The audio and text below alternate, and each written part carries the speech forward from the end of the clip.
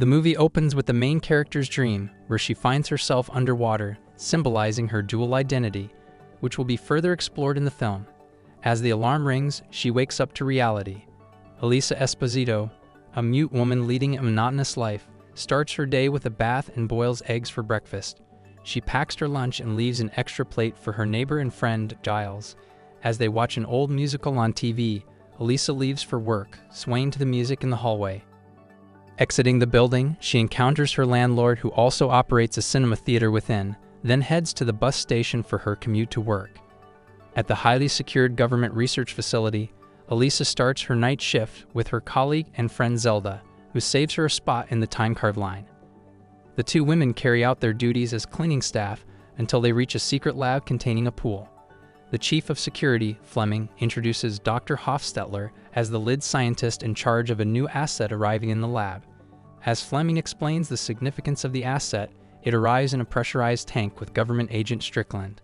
While the facility personnel coordinate with Strickland, Elisa takes a peek inside the tank upon hearing the creature's howls. Upon touching the tank, the creature becomes agitated, alerting Hofstetler to their presence and prompting him to escort them out of the lab.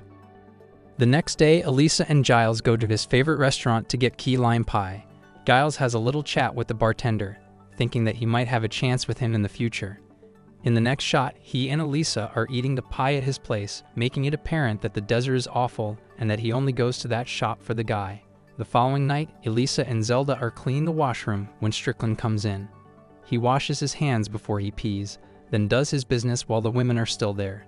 Elisa wants to move the cattle prod he has left on the washroom counter, but he tells her not to touch it, explaining how powerful and dangerous it is. Then he introduces himself and explains why he doesn't wash his hands after going, something that should tell them a lot about his character. Before he leaves, Strickland kindly greets the women, making it seem like he's taken a little bit of a liking to Elisa. Zelda hates him already. Later, the two are taking out the garbage from the hallways when they hear the door from the lab where the asset was taken open, then see Strickland come out of there bleeding. The other scientists and a few MPs run over to help him and contain the asset, while Zelda pulls Elisa away from the scene. Moments later, as they're eating dinner and talking about what they just witnessed, Fleming comes over to get them so they can clean the lab. When they get there, they find the lab in an awful, bloody state, but they still continue to mop it up. Suddenly, Elisa finds Strickland's bit-off fingers and sticks them in a paper bag, while Zelda goes to get Fleming. Elisa finally gets a chance to see and meet the amphibian man they're keeping in there. Zelda comes back with Fleming and Elisa gives him the paper bag with the body parts. The following morning, Elisa tells Giles everything about what happened, but he doesn't believe her about the creature. He shows her the latest ad he had painted, which he needs to take into his former boss and hopefully get paid or his old job back. When Giles meets with the boss, he tells him that he needs to repaint some of the details per the client's instructions. He informs Giles that he will attempt to help him with his job situation. That evening, Elisa heads to work and immediately goes to the laboratory to see the creature again. She hears it in the pool and devises a way to make it emerge. Elisa cracks an egg and it surfaces above the water. Then she attracts the creature and it cautiously comes out of the water to take the egg. However, when she tries to hand it over, the amphibian man becomes agitated, so she sets it down and uses sign language to gesture. The creature calms and takes the egg before quickly jumping back into the water. Zelda observes Elisa leaving the lab and informs her that Strickland wants to see both of them in his office.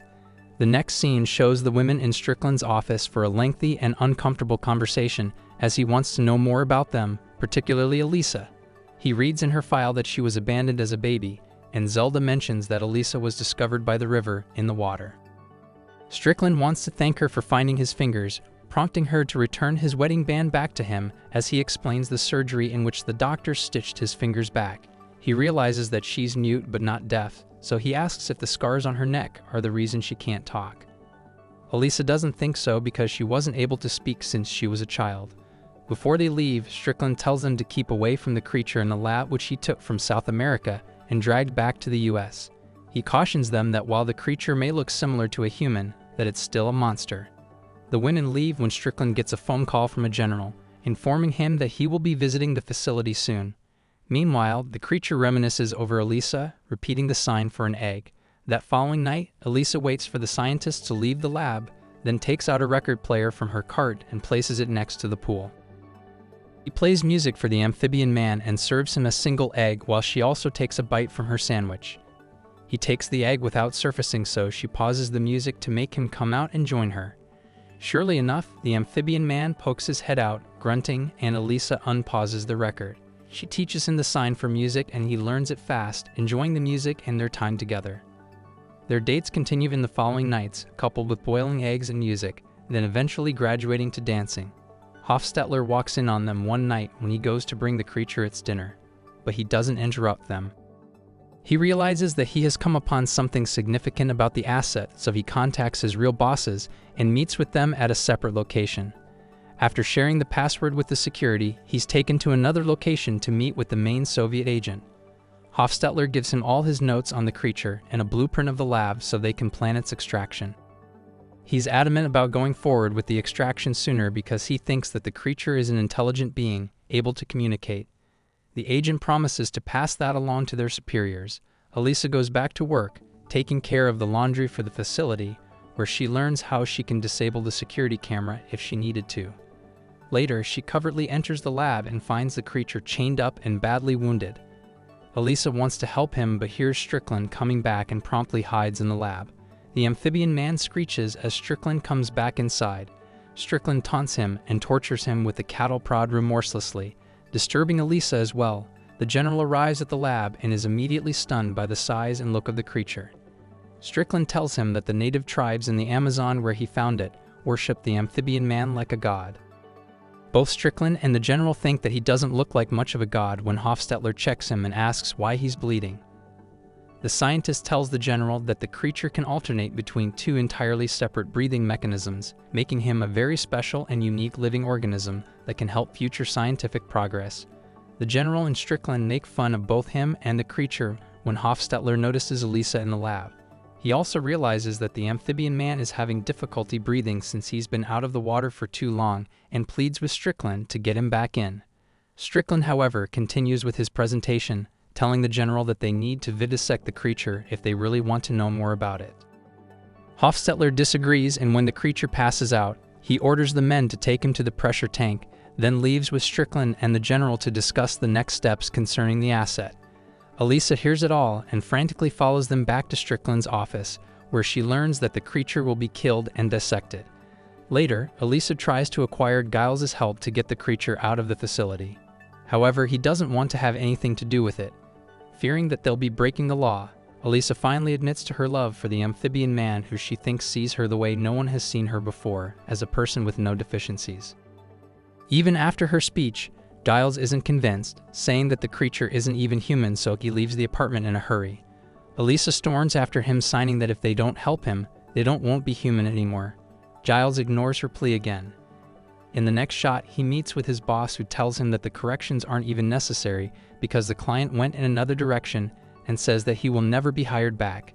Later, Giles goes back to the restaurant to see his boss, but unfortunately, the moment he makes a move on him, he learns that not only is the man not gay, but also a massive homophobe. To make matters even worse, a bigoted man is revealed as the African-American couple enters the restaurant, deeply disappointing Giles. Experiencing the feeling of being treated like an animal, Giles finally develops a conscience and goes to Elisa to offer his help. Meanwhile, Hofstetler meets with his Soviet associates again to inform them that the creature will be dissected. He is told by his superior that he has two options, either to stall the procedure, which is impossible, or use a tool to disrupt the facility's power, giving him time to kill the creature himself. The scientist detests these options as his main responsibility is to science and not political motives of any country. However, he is told by his superior that he has no alternative. At the same time, Strickland purchases a flashy car in a color he dislikes, simply because the salesman tells him it's trendy. That night, while Hofstetler takes care of the amphibian man, Elisa stakes out the lab and its exits to figure out a way to get the creature out of there, and Zelda catches a glimpse of her planning something. Giles prepares his van to make it look like one of the laundry vans that do the pickups from the facility. Later, he and Elisa go over the plan, which is to use fake documents to get to the lab by 5 a.m., while she takes care of the cameras and gets the creature out in a laundry cart. Meanwhile, Hofstetler prepares the poison to kill the creature, clearly unhappy about it. Elisa goes back to the staff locker room just as everybody gets ready to leave, but she stays behind and gets back to the loading dock to move the camera. As she's doing that, Hofstetler makes his final plea to Strickland not to kill the amphibian man. While they argue, he sees that Elisa's moving the cameras on the monitor, and when he realizes that Strickland won't budge, he decides to help her instead. Elisa is already preparing the laundry cart for the creature as Zelda waits for her to come by the elevators, then stays back and goes searching for her when she doesn't show. Elisa goes to the lab, with Hofstetler already waiting for her there. She takes the amphibian man out of the water and Hofstetler approaches, giving her the keys to the chains. He tells Elisa what she needs to do to keep the creature comfortable and gives her a special mixture to put in his water to keep him alive. He also tells her that he'll disable the power, which will give her 5 minutes, then he'll meet her at the loading dock. While Elisa is rolling the creature out of the lab, Giles drives over there and Hofstetler goes to find the main power fuse. Giles arrives at the loading dock, but is stopped by the MP at the gate while Hofstetler sets the timer on the gadget to cut the power. In a fast sequence of events, Elisa brings the creature out and Zelda stops her, while Strickland sees the van on the security camera from the gate, suspecting that something is wrong and calling the MP. He runs over there as the MP points a gun at Giles to step out of the vehicle when suddenly the power goes out. Hofstetler hurries Elisa to get the creature to the loading dock and Zelda finally decides to help. Then he kills the MP so Giles can have a clear path to get to Elisa. The four of them get the amphibian man into the van and Giles drives off, leaving Zelda and Hofstetler behind. Giles crashes into Strickland's car because he's mesmerized by the creature's beauty, giving the security enough time to catch up to them and to start shooting. Fortunately, the escape van makes it out of the facility, and Strickland is pissed. Later, Elisa and Giles get the creature comfortably into her bathtub so he can start breathing. They both rejoice because their plan worked as Strickland investigates the chain of events that allowed the creature to escape. The following morning, Elisa forges a new plan on how to set the amphibian man back into the ocean. She'll have to wait for the October rains to come and release him in the canals, so she writes it down in her calendar. Later, Elisa has a nice moment with the creature, showing their growing bond. That night, they all go back to work, pretending it's business as usual. Strickland questions Elisa and Zelda, then realizes that whoever planned the escape could not have been a simple member of the cleaning staff and dismisses them, convinced that the creature was grabbed by highly trained agents. Meanwhile, Giles takes care of the amphibian man in his apartment, but when he falls asleep, the creature hears the TV and leaves the bathroom. The amphibian man sees one of Giles's cats, then hunts and eats her, getting caught by Giles in the act. Giles yells at him to stop, scaring the creature terribly. He reacts by attacking Giles as well and running out of the building. Before Elisa and Zelda leave work, Hofstetler gives them another care package for the creature. Elisa tells him about her plan to release him and calls him a good man. Suddenly, she gets a phone call from Giles that the creature ran away, so she gets back to the apartments as fast as she can. Elisa finds the amphibian man in the downstairs cinema, drawn there by the sounds of the films, puzzled by what he's seeing. They have a touching moment together and then come back to tend to Giles. The creature has already learned that the cats are off the menu, and he tries to make it right with Giles for eating one of them. He places his hand on Giles' head and his wound, glowing magnificently, signifying that something magical is happening. Meanwhile, Strickland calls Hofstetler to his office, questioning him because he suspects his involvement. Elisa and the creature continue to bond and fall in love. One morning, Elisa accepts his advances and walks into the bathroom stripping her clothes, suggesting they will get intimate together. The next night at work, Zelda catches her smiling and figures out she had slept with the amphibian man, so Elisa explains how it all worked. Zelda is shocked and says never trust a man, even when he looks flat down there. Hofstetler gets a visit from his Soviet comrades, who question him about the amphibian man as well, falsely thinking that he went ahead and killed it. He can tell that they're a little suspicious as well and gets ready to defend himself, but they leave telling him that they'll contact him when they have his extraction plan. As time goes on, Elisa and the amphibian man continue their loving affair, and she almost floods the entire building, creating their own little aquarium in her bathroom. Giles catches them in the act, stopping the flood from getting worse, but he relays no judgment. Moreover, he might be starting to believe the creature is really a god, considering it healed both his wound and made his hair grow back with a simple touch. Hofstetler finally gets the call from his comrades to meet them for his extraction, and Elisa checks the docks because the rains had started. When she comes back home, she realizes that the creature is getting sick being out of the water for so long. Meanwhile, Strickland gets a visit from the general, who pushes him even more to find the creature faster, informing him that if he doesn't find it, he will lose his job with the government. Elisa realizes that the date has come to release the creature back in the ocean, and during their meal together, she finds a way to express her love for him. Later, she tells Zelda what's happening, and when she checks on the creature, Zelda says that she must release him that night. Before Zelda leaves, she calls Hofstetler to ask him what to do, but unfortunately, he's already at the door and misses the call. Since Strickland is on to Hofstetler, he follows him when he leaves his apartment to go to the secret meeting place. Hofstetler isn't getting extracted though.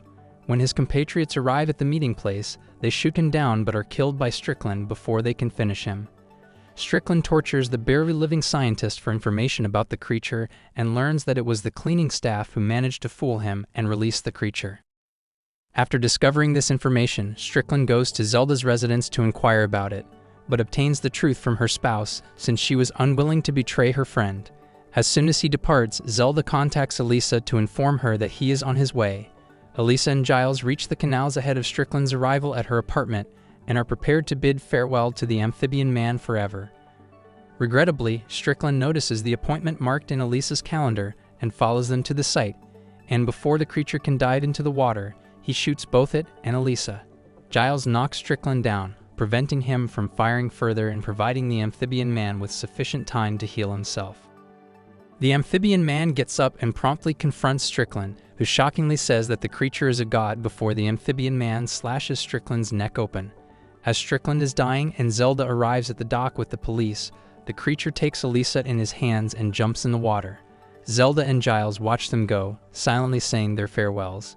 The creature heals Elisa in the water and helps her start breathing through the gills on her neck, which were never scars. They live happily ever after. If you are still there, please do subscribe for more such contents.